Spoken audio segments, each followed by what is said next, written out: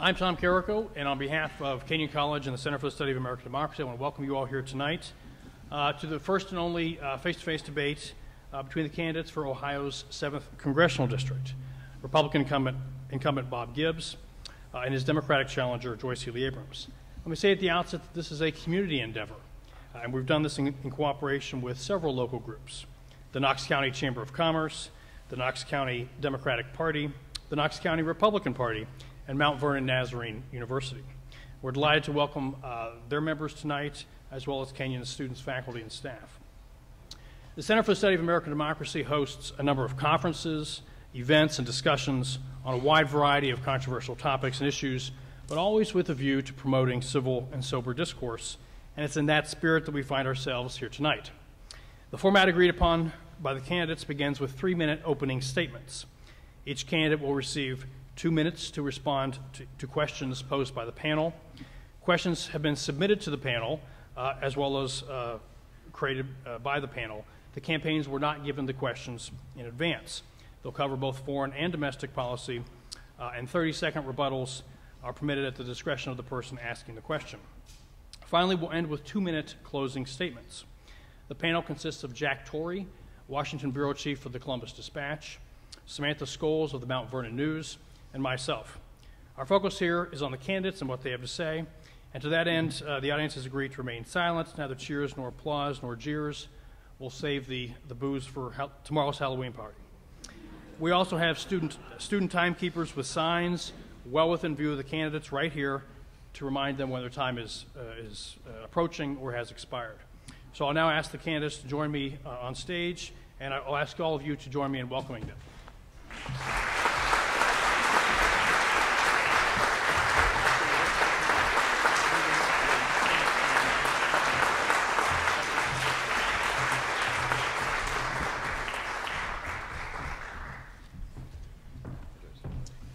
So let's get started with opening statements, which have been prepared to answer the following question. What are the most important issues facing Ohio's 7th District, and why are you running for Congress? The order was made by coin toss. Mr. Gibbs, you'll go first for opening statements, and Ms. Healy-Abrams, you'll have the last word in closing. Thank you, Tom, and thank you, Jack, for being here, and thank you all for being here. This is how democracy works. First, I want to start out, I want to remember all the tragedy that's just happened on the East Coast. We had a conference call this afternoon, the entire Congress, and with Homeland Security, FEMA, and the Red Cross, and I would urge you all to make a donation to the American Red Cross. There's over 8 million people without electricity tonight. The devastation, especially in New Jersey and Queens and New York, is more than anybody would imagine. One of my colleagues, Bob Turner, his house was in that firestorm where the 80 or some houses were burnt down last night, and so keep them in our thoughts and prayers. First of all, a little bit of my background. My name's obviously Bob Gibbs, and I'm running for the 7th District, Congressional District, for the same reasons I ran 2 years ago, because I'm really concerned about the direction this country's headed. But I think a little bit of background is important. I live in Holmes County, been there for 37 years. I started an agricultural operation back in my mid-20s, quit my job, took all the risks, did that, and by the way, I did build my own business. And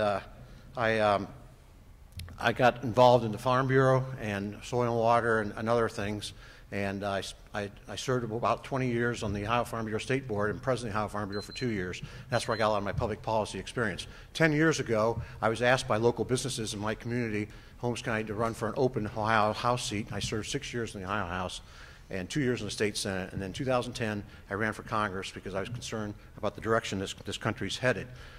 We can do better than this. You know, we've gone through a very severe economic downturn, and we've got 32 million, went to 47 million people the last 4 years on food stamps. Middle class net income has dropped about $4,500 annually.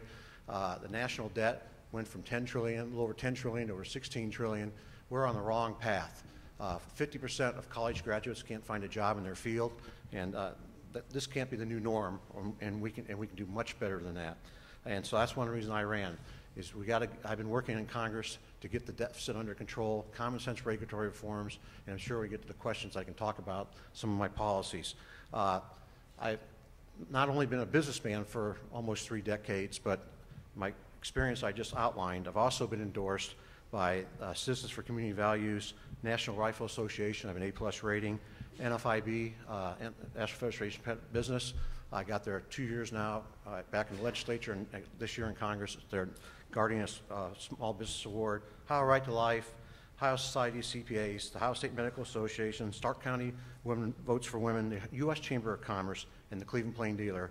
And so I'm interested to have good conversation here tonight and take on your questions. So thank you for all being here tonight, and thank you. Good evening, everyone, and thank you, Tom. And also, I would like to say what Congressman Gibbs said about let's have our thoughts and prayers for those folks who are going through the trials and tribulations that the storm is bringing to the East Coast. You know, I want to thank the Kenyon College, also the Center for the Study of American Democracy, and all of our sponsors here tonight. I appreciate this opportunity. We've been looking very much forward to having a debate with Congressman Gibbs so that the voters know both of our positions on very important issues. My name is Joyce Healy-Abrams, and I'm running for the 7th Congressional District of Ohio. This election is between Congressman Gibbs and myself, and we basically have two very different visions, and that's what we're going to discuss tonight. The choice that you will make will affect our state and our future of Ohioans, as we know. And, you know, it will affect it for years to come and generations to come. And that's important because it will affect not only you, but how your children and your grandchildren will live and their future. So this is a very important election, and I think most of you know that. My approach to solving problems is that I confront our nation is fundamentally different the way I think Congressman Gibbs' approach would be to solve problems. And I think that our Congress is broken, and that's why I'm running for Congress. Tonight, I would like to describe my vision to you. First, I would like to make it clear that I'm not a career politician. I'm a small businesswoman, and I have a history of creating jobs, of balancing budgets, of meeting payroll every 2 weeks, and of course of managing cash flow and looking for credit to grow my business. I also have a plan to create more additional good paying jobs in the private sector. And when I get to Washington, I have every interest in absolutely administering that plan, making sure that we get legislation passed to promote this plan for job growth in the United States. I also want to say that the most important factor for me in this plan that I'm talking about, and I'll get into more detail later on, is that this plan is making very fiscally responsible choices, and we know that that is paramount for our country, and that I am the only true fiscal conservative standing here before you tonight. I also, secondly, would like to say I will never sign a pledge to special interests over the needs of my constituents in Ohio. Obviously, Congressman Gibbs has done so. He signed the Grover Norquist Pledge, and it's a multimillionaire lobbyist who we all know, and he represents billionaires. And so that, in my opinion, is not okay. That's another reason why I'm running for the U.S. Congress. If elected, my allegiance would absolutely be to Ohioans, not to special interest. I pledge that I will eliminate ineffective programs and close corporate tax loopholes so that we can balance our budget. I am the only candidate that will work across the aisle, and we need more of that. My opponent will not, as he has demonstrated in his 97% party line voting record. That is one of the key differences of us. Third, I pledge to never privatize Medicare and Social Security. Why is this so important? Many of you young people may be asking that very question. It's because it lifted seniors out of poverty. Over 50% of seniors lived in poverty before we had Social Security. And now we have health care and retirement benefits for generations of seniors to come. The first question now. Okay. Thank you. And that question is for you, Ms. Healy-Abrams. Oh, okay. Thank you. And on that very subject, actually, this morning, Governor Chris Christie was on the news talking about the help he was receiving from the White House. Mm-hmm. And his praise for President Obama was quite unequivocal. Mm-hmm. It was quite robust. But that sort of bipartisanship and cooperation across parties is unfortunately all too exceptional and all too extraordinary. And when it comes to a host of other issues, we see a great deal of partisan intransigence, most notably with the failure of the super committee last November. Our first question was submitted from an audience member. Considering all this gridlock and this partisanship, can you identify two things? First, an issue on which you feel it's important that your party make a concession to the other side? And second, you personally, is there some particular issue that your views might actually be closer to the other party's platform or position, such that, as you just mentioned, you would be well positioned to work across party lines? So 2 minutes. Sure. Thank you for that question. You know, working with the other side is very important, and I've been to Washington several times, and I'm talking to different members of Congress, and a lot of them don't even know each other. I think what's happened over the years, people have pretty much stopped talking to each other, and we need to change that. You know, there are a couple issues that are very important to me. We have found that there has been some bipartisan legislation, especially when it comes to foreign affairs and Israel. We know that Congress is working together very much so on that. But there's other issues that they are not, namely the budget. I mean, that's the most important piece of legislation out there that needs to be passed by Congress. That's the Senate and the House together. It's just how are we going to do it? We have two different ideological philosophies right now in Congress. The Democrats believe that you have to look at the loopholes, to cut the loopholes in addition to making spending cuts, and the Republicans believe that you could only do it through spending cuts, and that's a big difference. And so that's where the Norquist Pledge actually comes into play, because when you sign a Norquist Pledge that says, I will never cut loopholes for anyone, then you're tying your hands.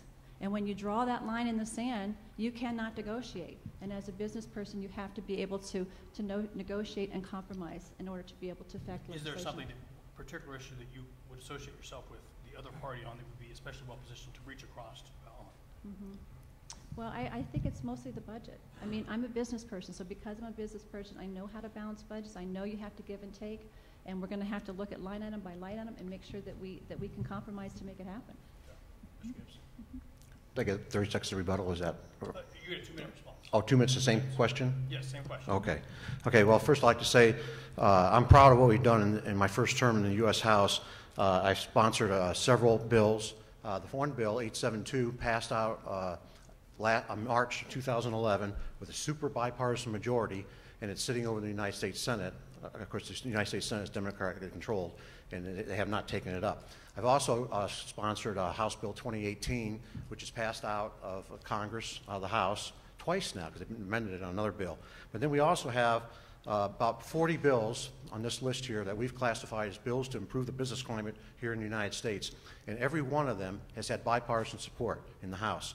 Some different levels, you know, some maybe half a dozen or a dozen Democrat members, or like in my 872 that had 50 or 60 members.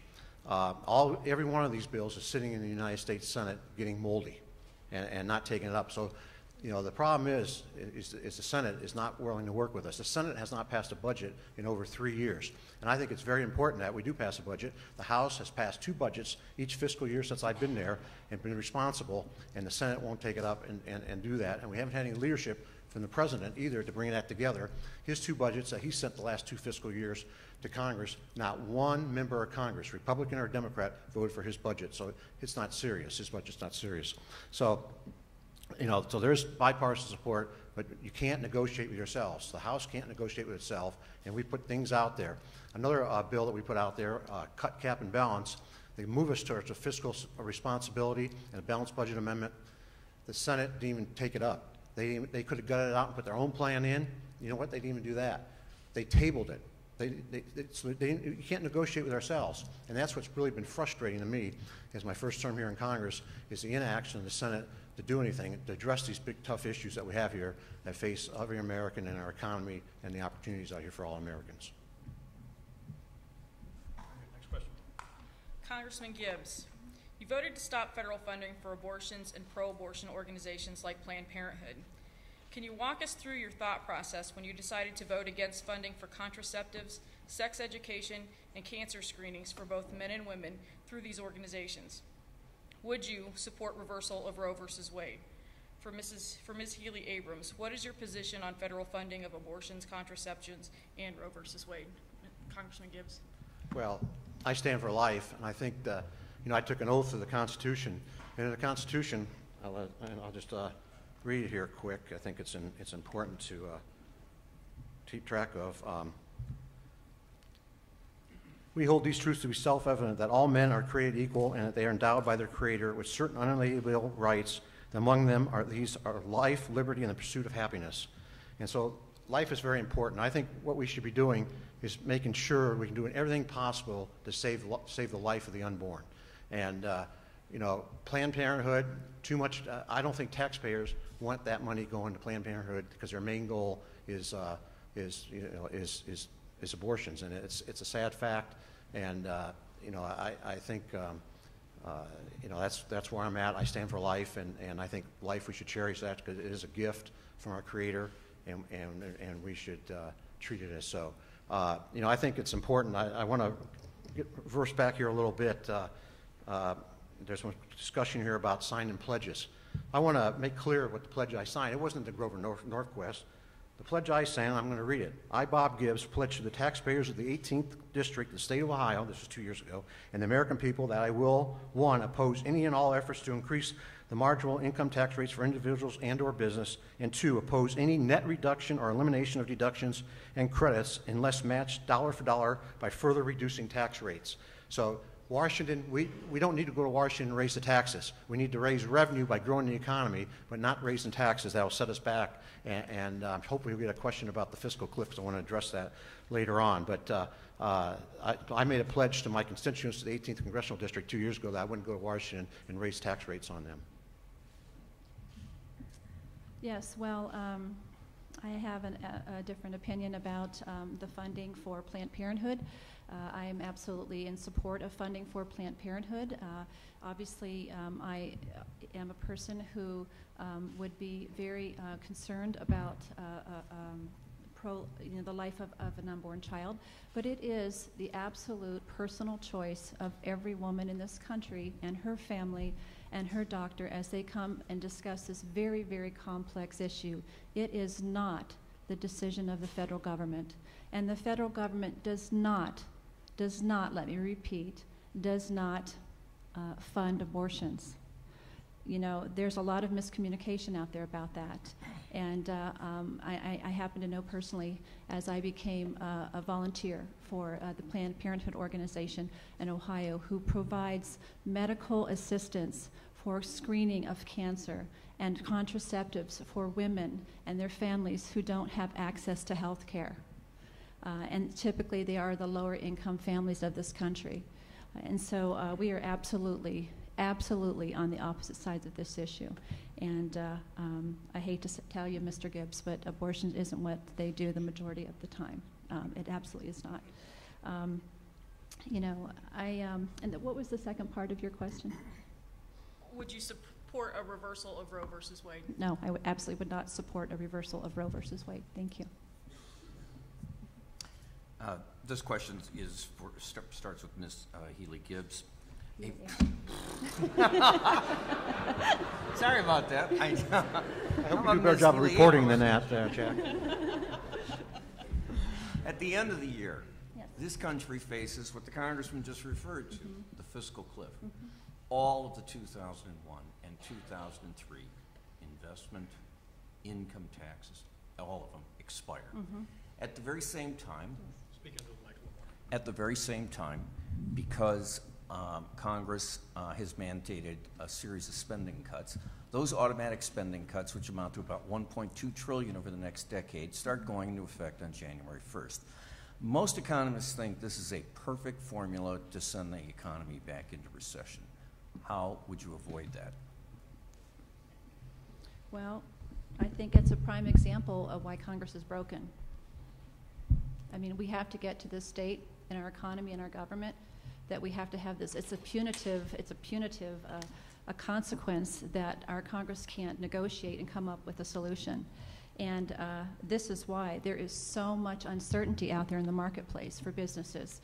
They don't know what to do. They can't plan ahead. They have no idea what their tax rates are going to be. There's other pieces of legislation that haven't been passed because we can't compromise and talk and work it out. And I think it's fiscally irresponsible, and I think that we have to move forward past that. And once we get into once Congressman Gibbs gets into session after the election, I hope that he could take a leadership position to put forth to make sure that we get forward and actually try to compromise and negotiate, because this is irresponsible for our country to have to go to this extreme level to actually bring people to the table. Thanks, Jack, for the question. First of all, the House did take action this past summer. House Bill 6169 for the tax replacement to extend the current tax code into next year, so we have time next year to really do real tax reform, which we need to do. And also we passed H.R. 5652, which is a replacement reconciliation for the Sequestration Act. And think about what happened here.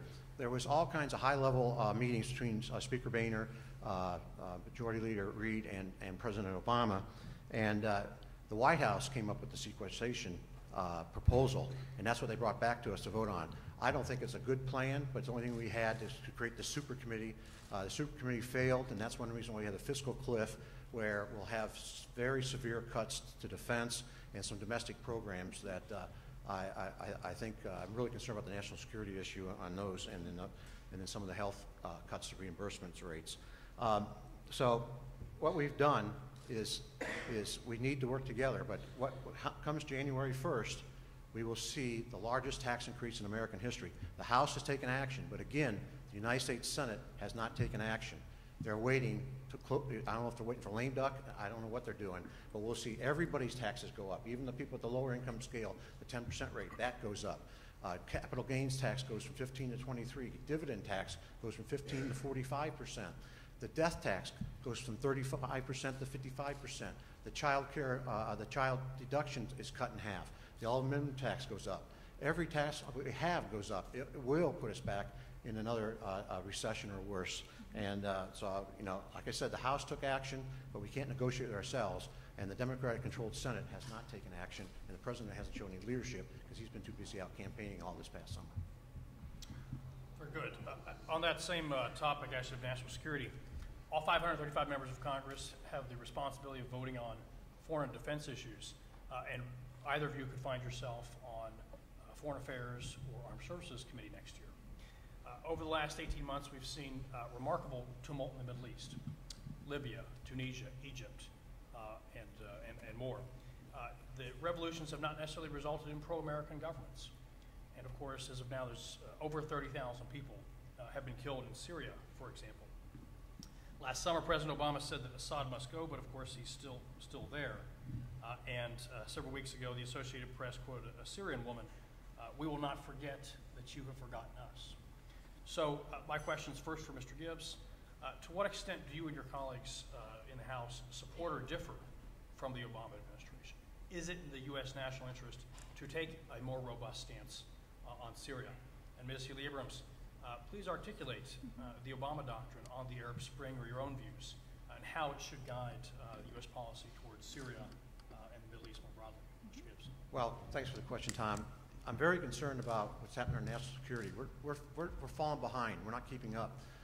Right now, you know, everybody says everybody's got to do their share to make the balance the budget. And defense right now is going through a $487 billion cut over 10 years, almost $49 billion a year. The sequester will be that much, a little bit more, and that's weakening us as a nation.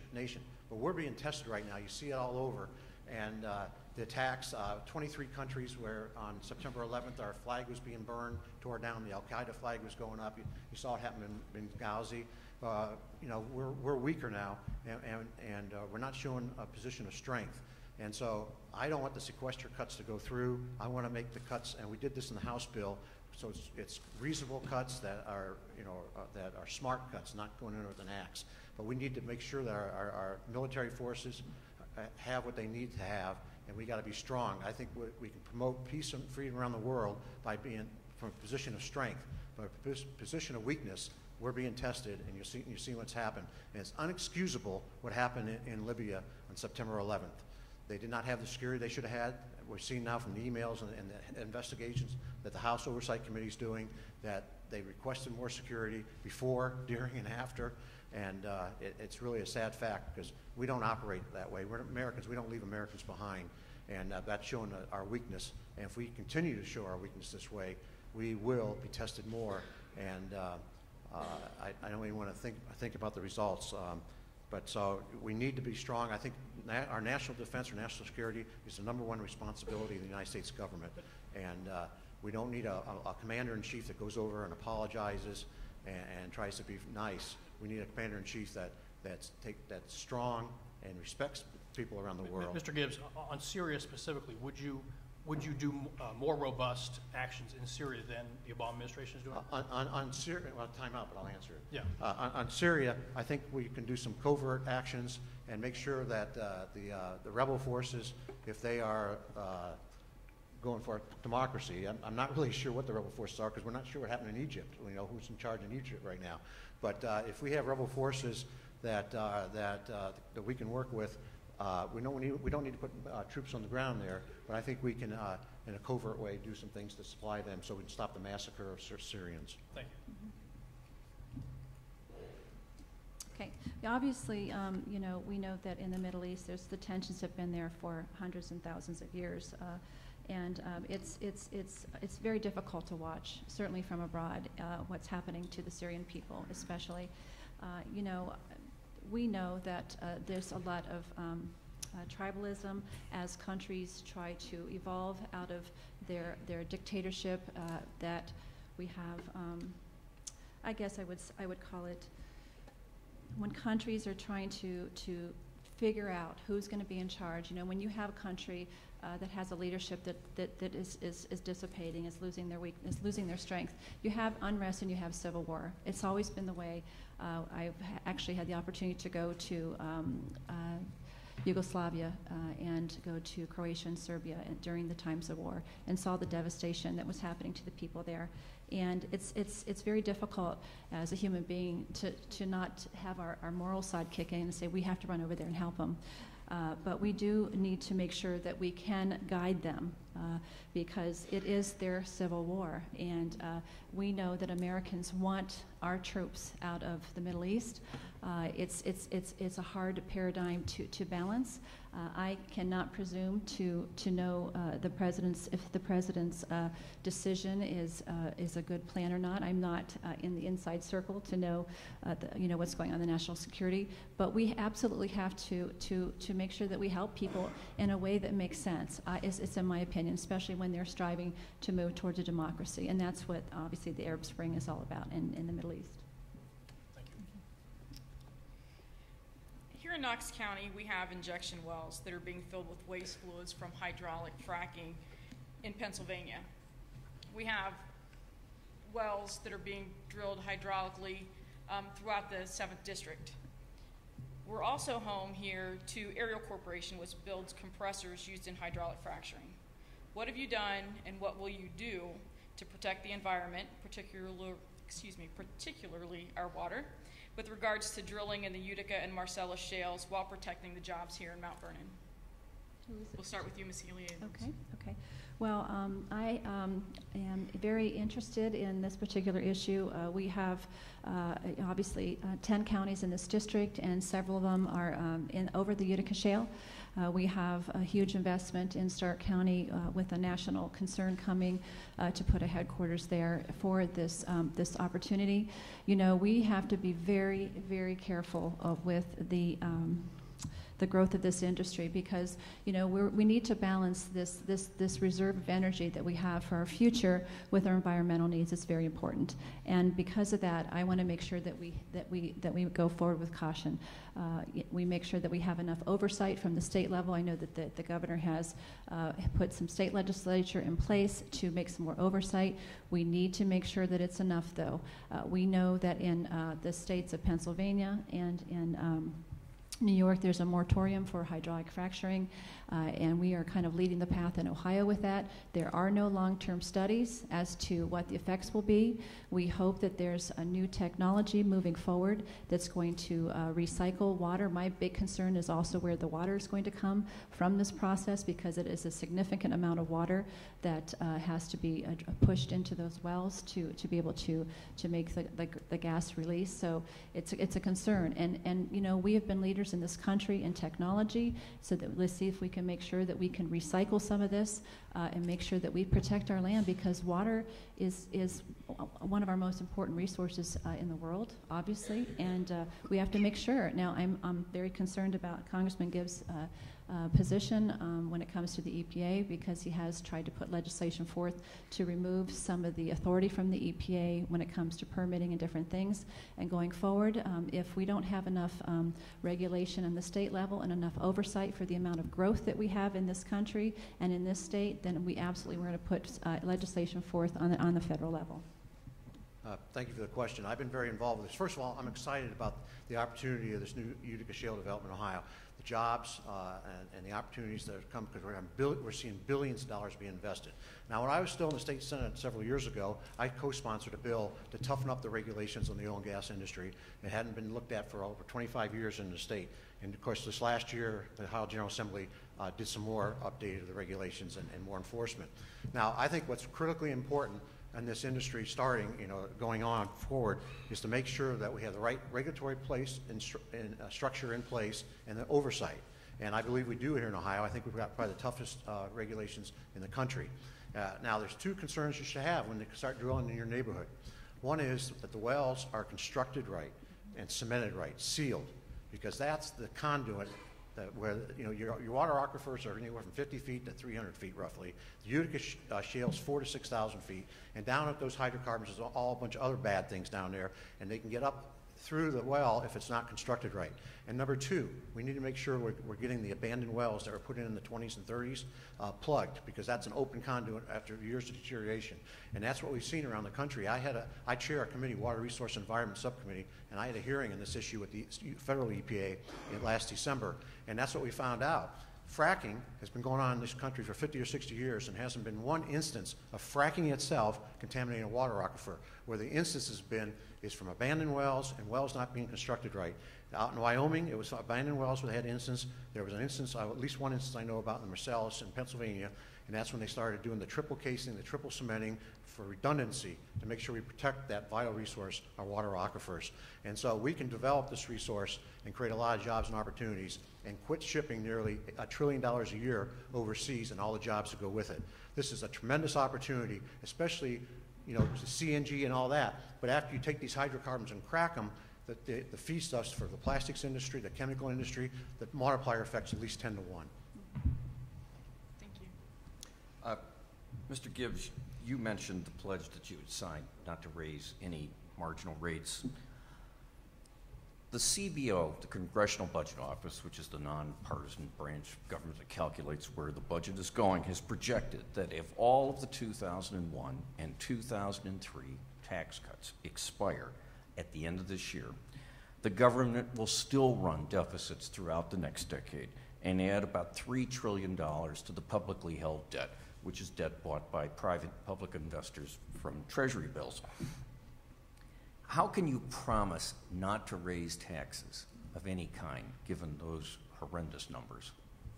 Well, as you just said yourself, Jack, raising taxes or letting the tax, it doesn't do much to improve the deficit. It's a dent.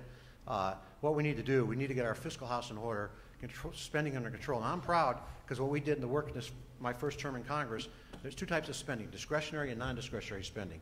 We've actually, in discretionary spending, is the federal agencies, defense.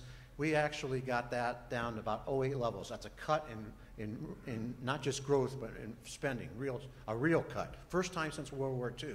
So we got to get our fiscal house in order. We need to address the non-discretionary spending, because that's like 65, 70% of the budget, and it's on autopilot. So we get that under control. Then we have to pass policies that encourage growth. And I want to talk, I hope we get some questions about that, because we got to grow the economy. And right now, recently, we've been taking out 23 to 25% of the GDP to run the federal government. Historically, it's 18 to 20. At 23 to 25, that's 25 cents. Every dollar generated in this economy goes to fund the federal government. That's unsustainable. We're headed towards Greece or worse. And so we've got to grow the economy. Raising taxes is the worst thing to do. That'll set us back and actually bring in less revenue. History has shown when you lower the rates, you change behavior, you grow the economy, and more revenue will come in the federal government through economic growth. Well, I happen to disagree on this issue because, I'm a business person, and I've had to balance my budget, of course. You can't live beyond your means. And one of the things that I want to do, I have a jobs plan, and in that jobs plan, it talks about creating fiscal responsibility.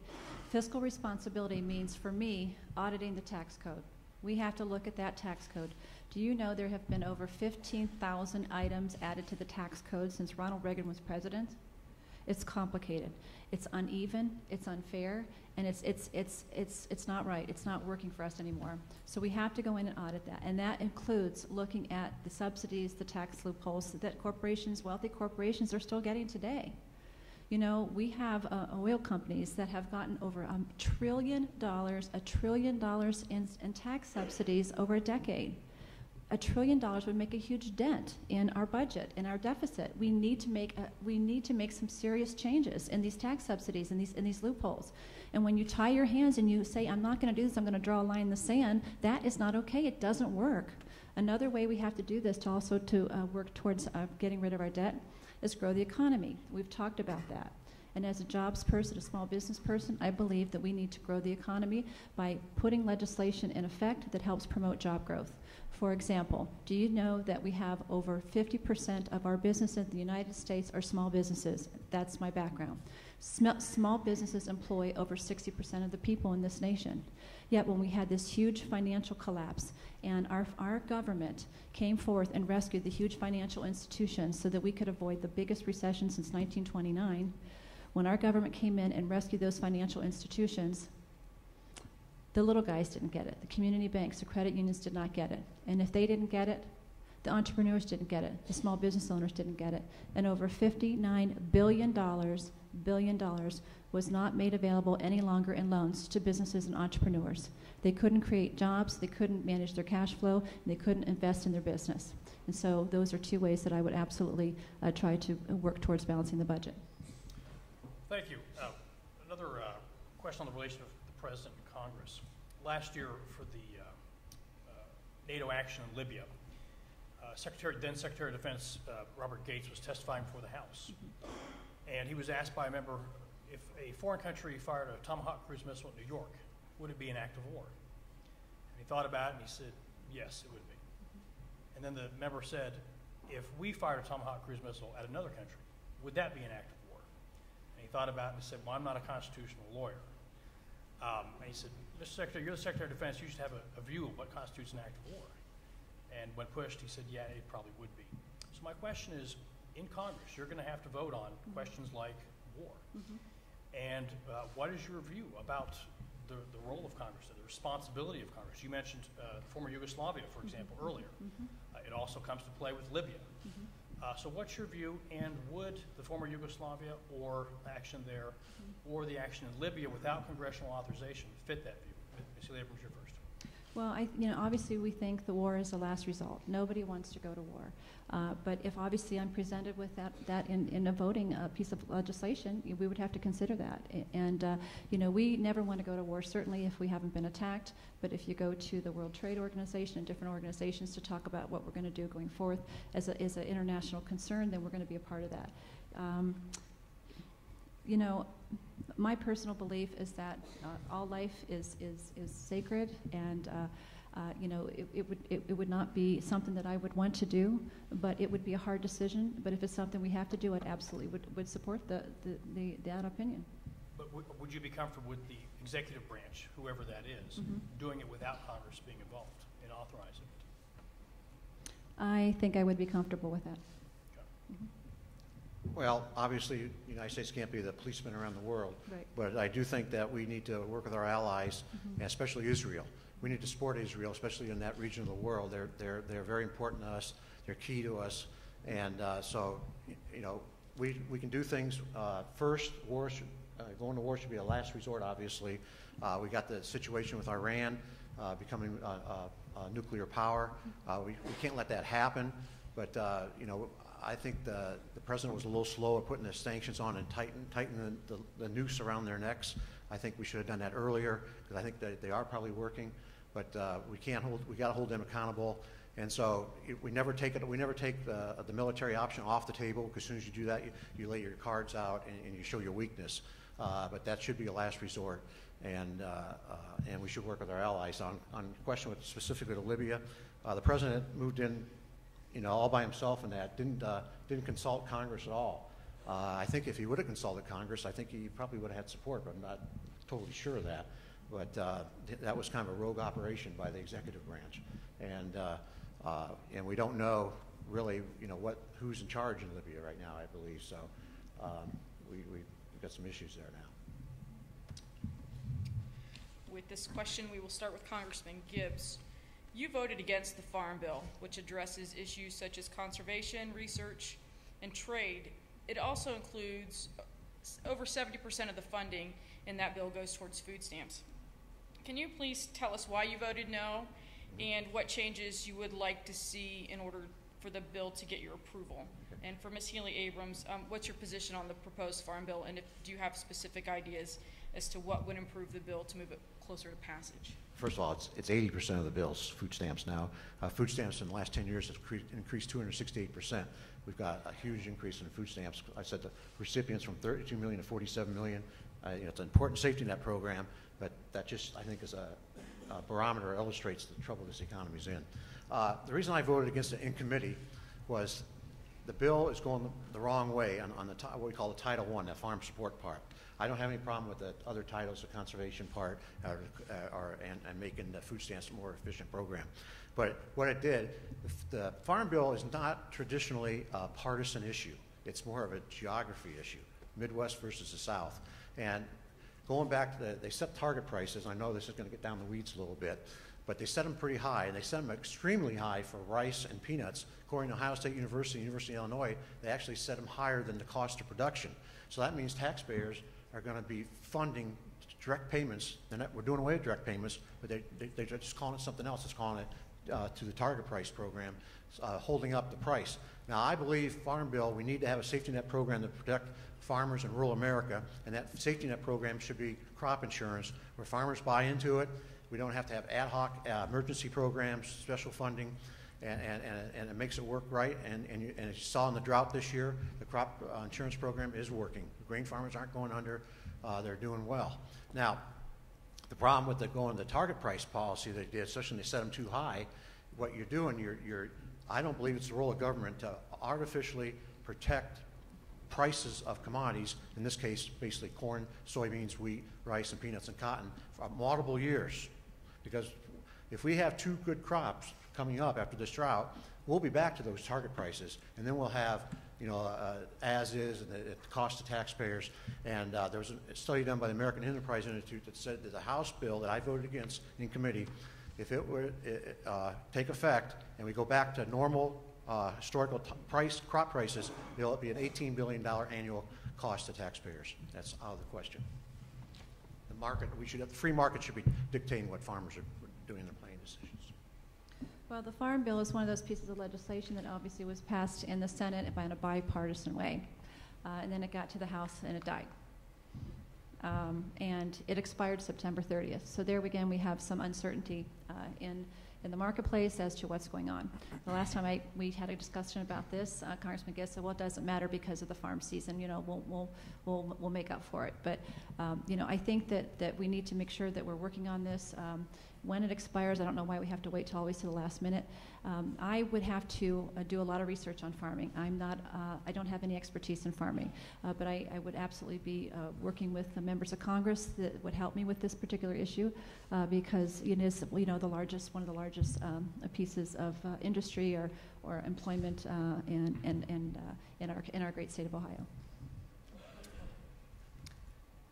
Ms. Healy-Abrams. Yes. Medicare, which covers health costs for the elderly, the spending for that is projected to double in the next decade. By the middle of the next decade, somewhere around 2025, spending on Social Security, Medicare, Medicaid, which pays for health care for the low-income people, interest on the national debt, that's going to take about 2/3 of the budget. I know of no budget analyst who says that you can balance the budget unless you do some changes in Medicare, Medicaid, and Social Security. Are you willing to take types of steps that would restrain the rate of growth in those types of programs? The steps that I would like to see taken are to reduce health care costs, because I think health care costs are out of control. They're the highest inflationary item that we have in our household. It's not groceries, it's not gasoline, it's health care costs. And we need to put legislation forth to help us make sure that we can control healthcare costs. And the reason is, let me give you an example. We have prescription costs with the VA hospitals. It is the lowest price prescriptions that anybody can buy in the country. And that's paid by taxpayers' money through the VA hospitals. Through Medicare, we have those same prescriptions, but we have a much higher prescription cost.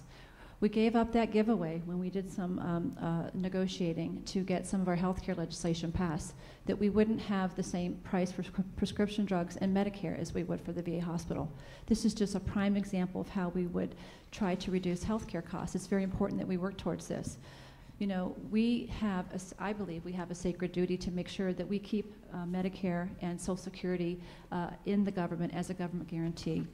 My opponent, of course, voted to privatize Medicare, to change it as we know it, and this is a program that people have paid into their entire life. They've planned for it. This isn't an entitlement in my estimation. They've paid for this program and they planned for their retirement and their health care benefits. So I absolutely believe that we need to work towards, if we can work towards reducing our debt, we will continue to reduce our interest payments that we make and servicing our debt, because that's wasteful money. We have to get rid of, we have to continue to lower our debt so we can reduce our interest payments, because it's going to nothing, and we have to work very hard towards that.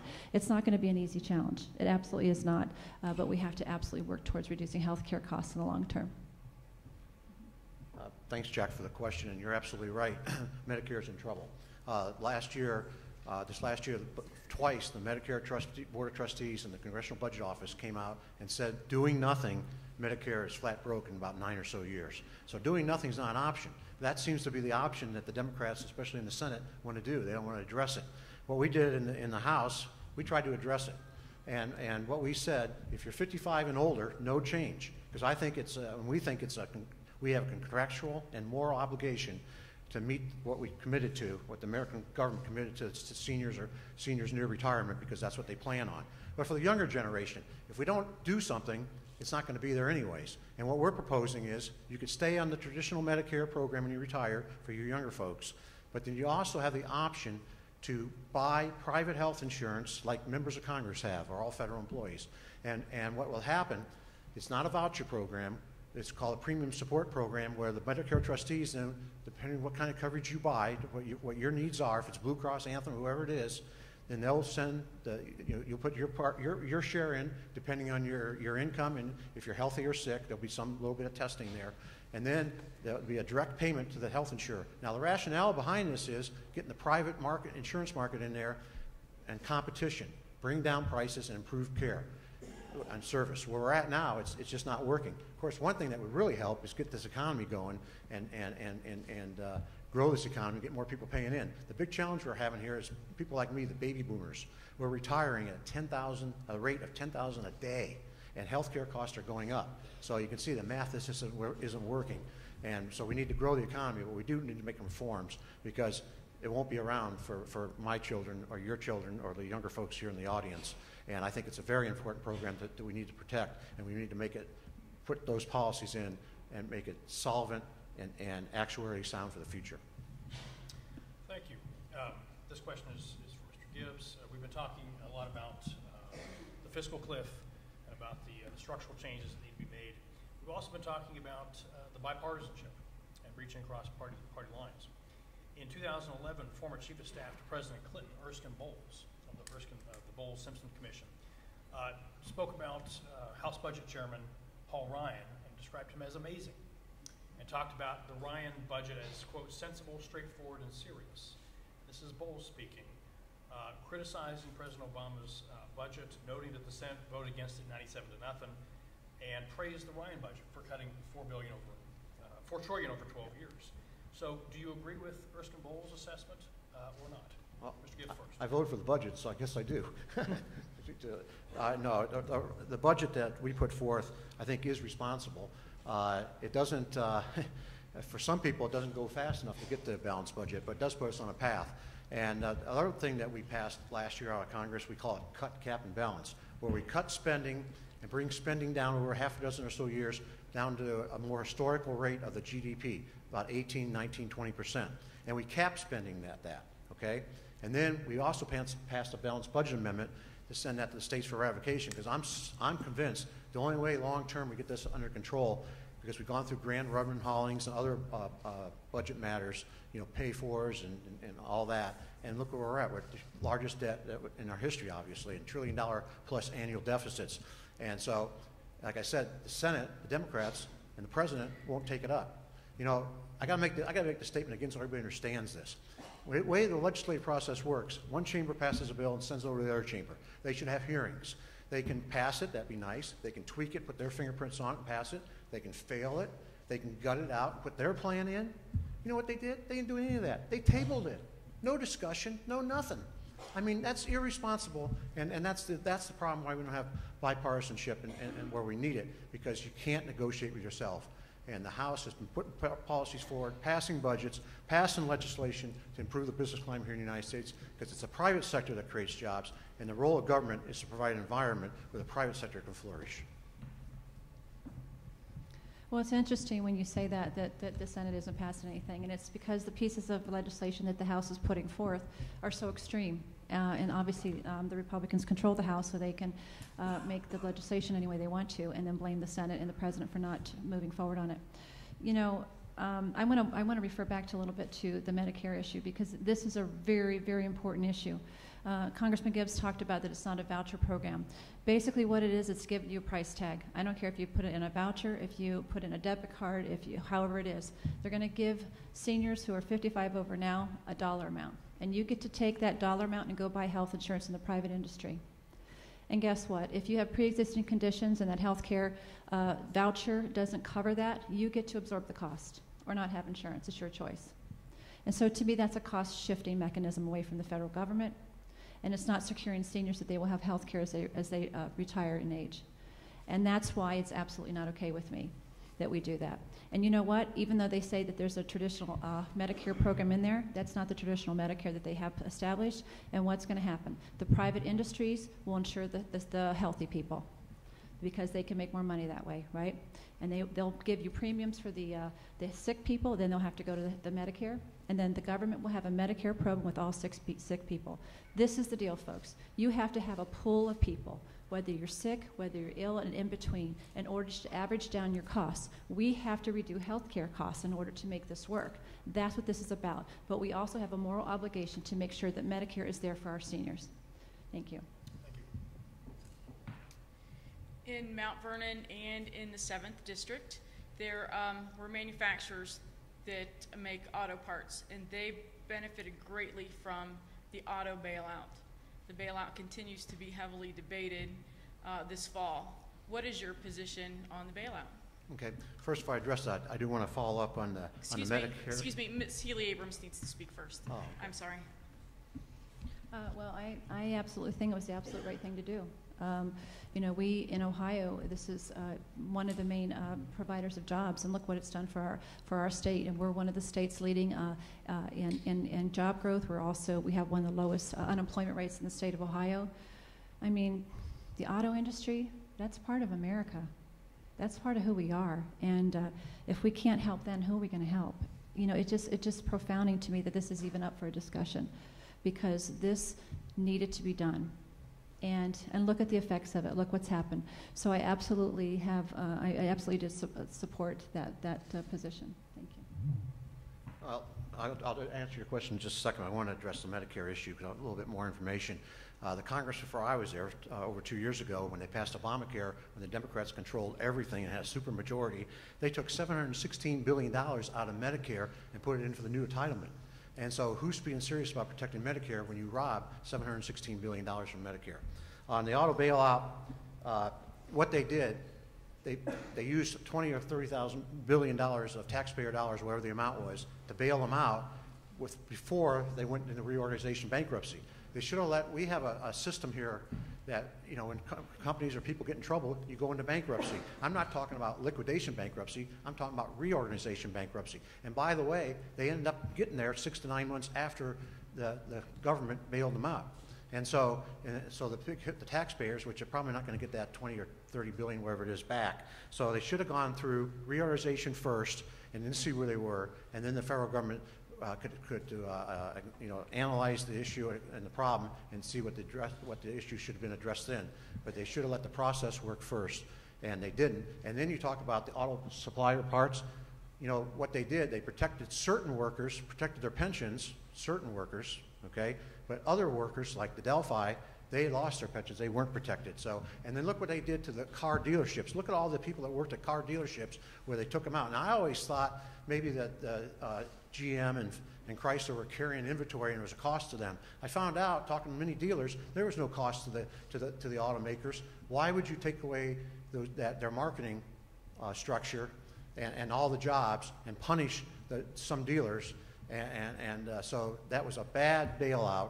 Should have gone through the bankruptcy reorganization process first. Then we should have looked at it and see where it was after that process. Is that what we should have done to the financial institutions as well? Who's asking the questions? She's asking. Is that what we should have done to the financial institutions as well when we bailed them out? I mean, just let them go through bankruptcy? Who's answering the question? Well, I'm going to address this question to Mr. Gibbs. You both have sort of hinted at the concept of tax reform. Senator Portman is a major advocate for that. Lowering rates, eliminating a lot of deductions. The problem is while some of those deductions are not very well known, there are a lot of deductions that people from this audience probably like a lot. The home mortgage interest deduction, charitable contributions, things of that nature. Is it I mean, that's where you get the major money from. Would you be willing to trade in lower rates and perhaps give up those kinds of deductions? You know, Jack, that's a great question. We do need to have tax reform, and I'm a very strong advocate for it. Obviously, I don't think we're going to do away with the home mortgage deduction and charitable deductions. I think that would, not make a lot of sense. But Governor Romney put a proposal out. You're talking about framework, and he gets accused of not putting out specifics. I think he's got a great concept. We lower the rates, and we cap the amount of deductions you can take, so the American people can decide what deductions they want to use. They want to use the education deduction credit, or a mortgage, or a charitable, and cap it at whatever the amount that we end up agreeing on. And so the middle class people will get a tax cut because we're going to lower the rates, and most likely they won't exceed that cap. For the very wealthy people that get, I don't know, hundreds of thousands of dollars of deductions, they're going to see a cap, but they're going to be happy too because we're lowering the rates. And I think you'll see a net, not a net loss of revenue in the static model, but you'll see in the dynamic model, because you'll see economic activity and change of behavior. And this is when we've seen this over history. When you lower the rates, John Kennedy did it, Ronald Reagan did it, we see more revenue come to the federal government because we see the growth in the GDP.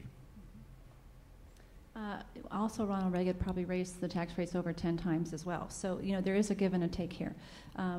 We have to look at like I said, there is a lot of items on the tax loopholes that we have to look at line item by line item. And this is not going to be fun, but we have to do it. But let me give you an example. The oil and gas companies, they get tax loopholes that amount to $41 billion a year. Corporate jets. Corporate jets can be deducted, their acceleration can be deducted it's accelerated, and so what happens is companies who have corporate jets can have these write-offs, and that's $5 billion a year. We have ceiling fans that get imported from China. For some reason, ceiling fans can be deducted, has a tax loophole, and has $147 million a year. I mean, it makes me crazy. I mean, what are we talking about here when we want to take away the home mortgage interest deduction for families? We have to do this, but we have to do it in a fair way. And that's why we have to look at it line item by line item. There's things that need to go away that have expired. There's things that are no longer applicable. We want to put situations in place that incentivize the right behavior. Why do we have tax deductions for when companies close their corporations and move jobs overseas? Why don't we give tax breaks or tax credits to companies that want to bring their jobs back in the United States? We have the tax breaks that are shaping the behavior that's no longer effective for our country, and we have to absolutely change it one by one. Thank you. Both President Obama and Governor Romney have said in some way 2014 represents a goal for withdrawing some or most U.S. troops from Afghanistan. My question for you is, putting aside the immediate post 9/11 action there, what has been our recent strategy in Afghanistan? With Iraq, for example, because of the failure of the Task Forces Agreement, we have no base there. Post-2014, should the United States military have any ongoing presence in Afghanistan? Ms. Healy-Abrams. First. Well, I mean, the most important thing is we want for our troops to come home safely and unharmed. And I think all of us would agree we would like to see that happen sooner than later.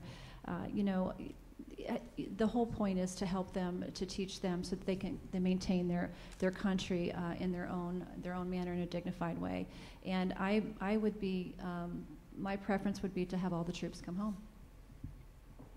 Well, first of all, whatever our strategy is, if it's in Afghanistan or wherever it is, we should never telegraph to our enemies what our intentions are on troop withdrawal, because we're risking their lives by letting our enemies know what our plans are. We should never do that. That doesn't make any sense as a strategy, as being from a position of strength. I have some serious concerns in Afghanistan. President Karzai, I don't know who's in charge there. They got the different factions, in the north, and the different tribes, and then we know that the Taliban and Al-Qaeda is there. Of course, we got the issue right next door with Pakistan, where we know we got Taliban and Al-Qaeda. So we got a very difficult situation, especially when we've seen the troops that we're training, the Afghan police force, security forces they call them, they have been, shooting our soldiers, killing our soldiers. That's a serious situation. I'm not on the intelligence committee, so I don't know some of the particulars it might be. But I would think, I think we really need to question our role in Afghanistan now. And with troops on the ground, that doesn't mean that we might not be able to do things other than having troops on the ground to make sure that Al-Qaeda doesn't get a strong foothold in Afghanistan again and use that as a launching pad, a training camp like they did for 9/11 and 011. Of course, now we're seeing Al-Qaeda's in other countries that they weren't in. So the war on terror is far from over. We've taken out, the leader and some of the leadership, but we've got serious issues there, and we have to have a comprehensive strategic plan how to address it in the macro sense, not just Afghanistan. Since you both have some time left there, I want to ask a quick 30-second follow-up. Was the effort in Afghanistan over these past 10 years, was it worth it? Ms. Healy-Abrams, you first.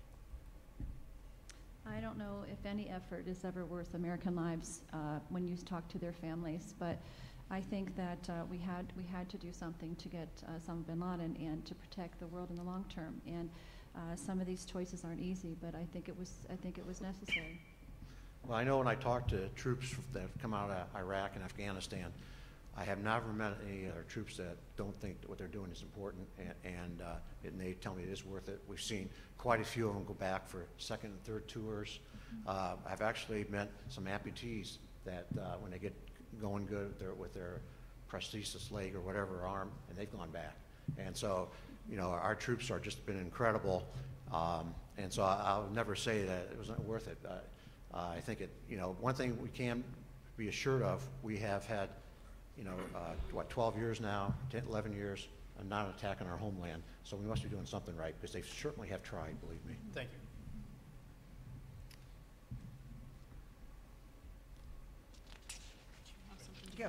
Yes, I can. I was going to address this question, and have we done the right order here, to Ms. Healy-Abrams, because I know what the answer from the Congressman's going to be. But so I will address it to you. The Affordable Care Act, 2010, which President Obama signed into law. It extended health coverage to about 30 to 35 million of the 46 million Americans without any coverage. But there were costs in there. There are fines, taxes, whatever you want to call it, on people who don't buy insurance. There is an excise tax on manufacturers of medical equipment. There will be, I think in the year 2016, very expensive plans will be taxed. It's unclear whether the insurance company pays the tax or whether the consumer does. Given all that, would you have voted for it? Well, there's things about the Affordable Care Act that I absolutely think are very important. And there's things about it that I don't agree with.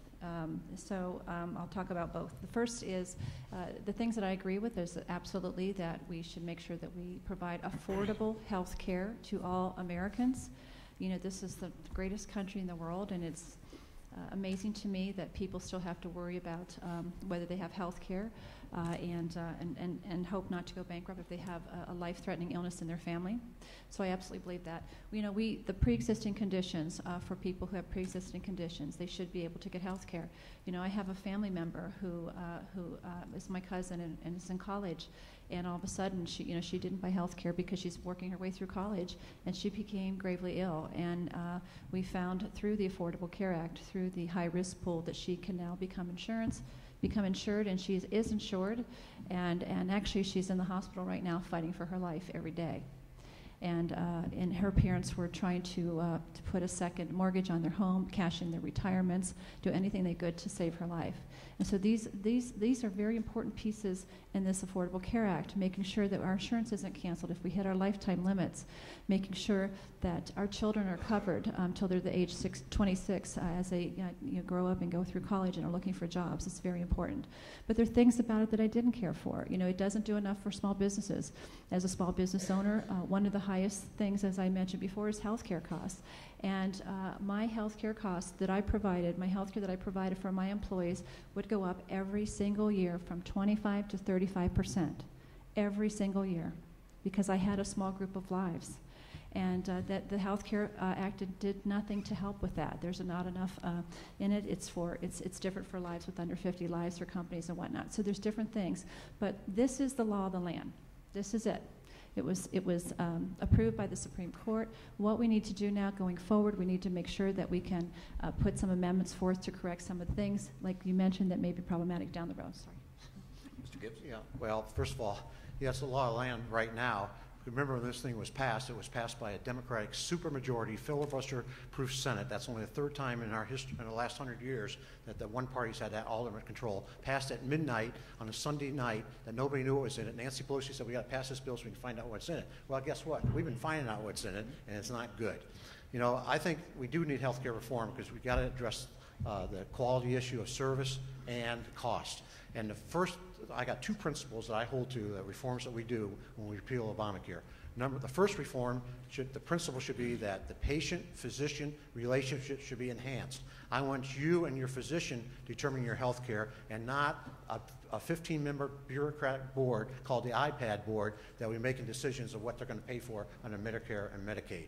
That's just un-American. The second principle, anything we do should address the escalating costs, and there's lots of things we can do there with health savings accounts. I got a real good idea about that. Obviously, tort reform, the defense of medicine, health savings accounts can work into that. Portability between care, you know, it's the only thing, we can't take insurance across state lines. You can't for your auto, P&C.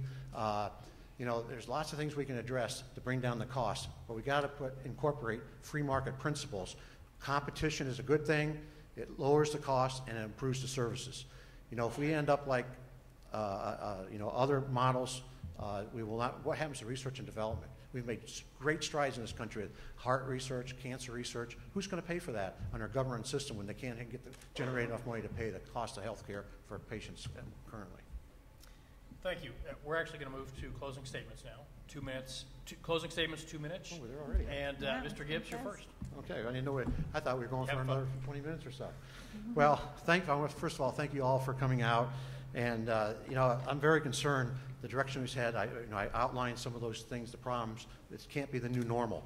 And you know what's happened here? This economy. We've gone through the most severe downturn since the Great Depression, and we're just staggering along. There's normal business cycles, but we should be growing at 4, 5, or 6%. We're growing right now, the first 9 months of this year, at 1.7% GDP. Last year was 1.8%. 2010 it was 2.4%. We're not going the right direction. We've got 23 million Americans out of work or are looking for work. 50% of the college graduates can't find a job. This shouldn't be the new norm.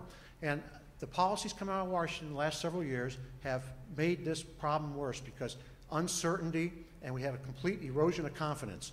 And I have 4 points I think we need to do to restore that confidence. Number one, we have to get our budget deficit heading south. Can't get there overnight, can't get the balanced budget overnight, but we got to show to the American people in the world that we're serious, and that's rid of a lot of our challenges. Number two, common sense regulatory reform. That's repeal and replace of Obamacare, repeal of Dodd-Frank, harness the United States EPA, make the bureaucrats work for us. We need regulations that make sense, that aren't red tape, a bunch of duplication, and make, adversary relationships for our business people. 3, real tax reform, lower the rates that are permanent, certainty. 4, an energy policy that encourages the responsible development of our resources in this country. If you do those 4 things right, this economy takes off, because you know what? There's a lot of pent-up demand out there. And what illustrates the pent-up demand, the top 500, all our large businesses, non-financial, are sitting on $2 trillion of cash.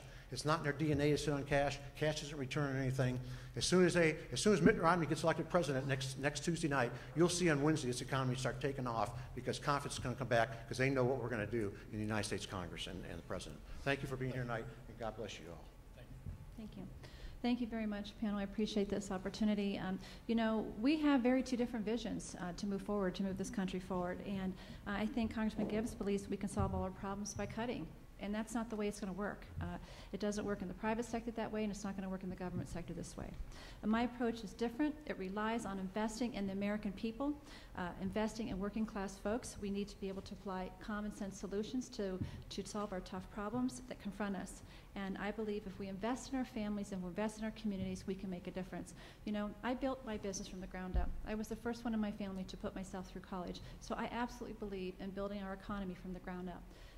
And that's my proposal. It's not the same trickle-down economics that we've had over the last 10 or 12 years. It's not working. We know it. We've seen it. It's not working. We have to continue to make sure that we build our company through job creation. And I have also put together a job plan. It's on my website. It's called joyceforjobs.com, and it's a very detailed jobs plan. Part of it is buying American-made products. This isn't just a slogan anymore, folks. This is about our country. Do you know if we spend in this country over $100 billion in buying American-made products and service and supplies, we can create a million jobs, without doing anything to our tax code, without doing anything else.